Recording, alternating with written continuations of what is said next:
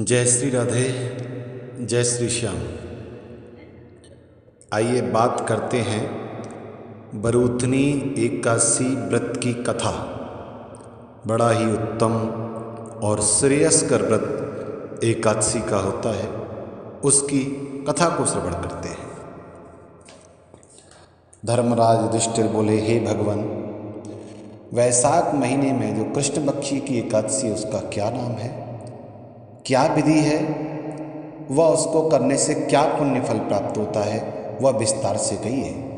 भगवान श्री कृष्ण कहने लगे, हे राजेश्वर, इस वैशाख कृष्ण पक्ष की एकादशी का नाम बरूथनी एकादशी है। सौभाग्य को देने वाली है, सब पापों को नष्ट करने वाली और अंत में मोक्ष को देने वाली है। इस व्रत को यदि कोई अभागिनी स्त्री करे तो उसे सौभाग्य मिलता है। इस बरूथनी एकादशी के प्रभाव से राजा मांधाता स्वर्ग को गए। बरूथनी एकादशी का फल 10,000 वर्ष तक तप करने के बराबर होता है। कुरुक्षेत्र में सूर्य ग्रहण के समय एक मन स्वर्ण दान करने से जो फल प्राप्त होता है, वही बरूथनी एकादशी के व्रत करने मात्र से मिलता है। बरूथनी एकादशी के व्रत को करने से मनुष्य इस लोक में सुख भोग करके परलोक में स्वर्ग को प्राप्त करता है। शास्त्रों में कहा गया है कि हाथी का दान घोड़े के दान से श्रेष्ठ है, हाथी के दान से भूमि का दान, भूमि के दान से तिल का दान, तिल के दान से स्वर्ण का दान और स्वर्ण के दान से अन्न का दान श्रेष्ठ है। अन्न दान के बराबर कोई दान नहीं है। अन्न दान से देवता, पितर, मनुष्य तीनों तृप्त होते हैं। शास्त्रों में इसको कन्यादान के समान कहा गया है।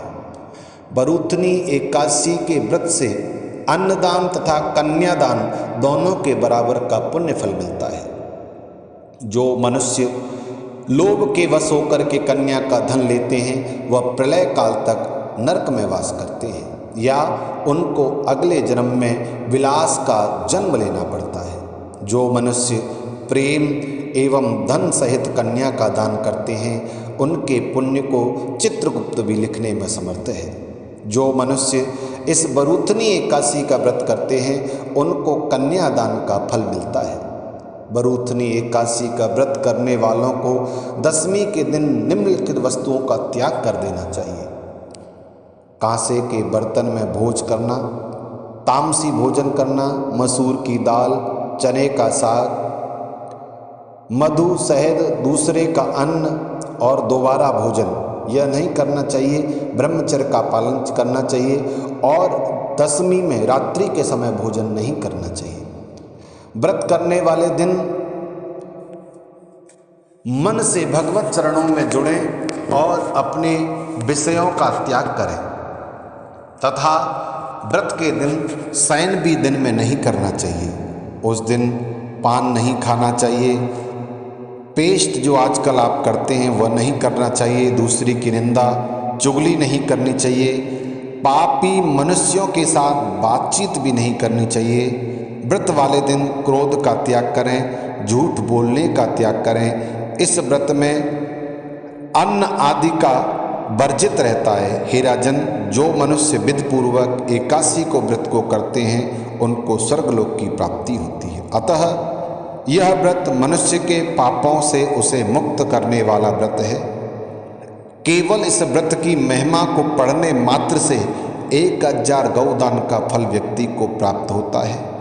व्रत में आप बाल न काटें, नाखून न काटें, संभव हो तो जमीन पर शयन करें, ब्रह्मचर्य का पालन करें, बुरी संगति का त्याग करें। ऐसा करके आप व्रत करते हैं तो भगवान निश्चय ही आपके व्रत को स्वीकार करते हैं। उपह वासम वसति सह उपवास। जिस दिन मन से भगवत चरणों के समीप रहा जाए, भगवत संकीर्तन में सम्मिलित हुआ जाए, भगवत नाम का स्मरण किया जाए, उसी दिन को उपवास कहा जाता है।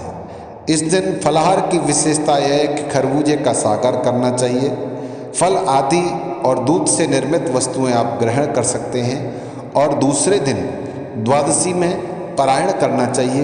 पारायण से पूर्व या तो पहले गौ माता को आप भोजन प्रसाद ग्रहण कराएं अथवा किसी ब्राह्मण को भोजन कराएं, उसके बाद आप फलाहार खोलें तो निश्चय ही आपकी एकादशी का व्रत पूर्ण होगा। जय श्री राधे, जय श्री श्याम। एकादशी मैया